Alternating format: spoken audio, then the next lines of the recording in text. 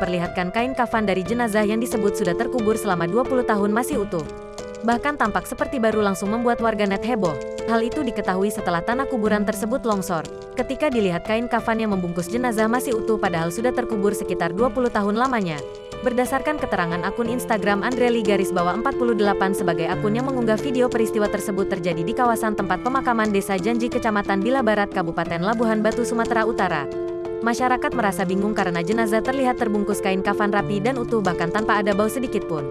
Disebutkan mayat di dalamnya meninggal dan dimakamkan pada tahun 2002. Usai diunggah video tersebut langsung mendapat beragam komentar dari warganet.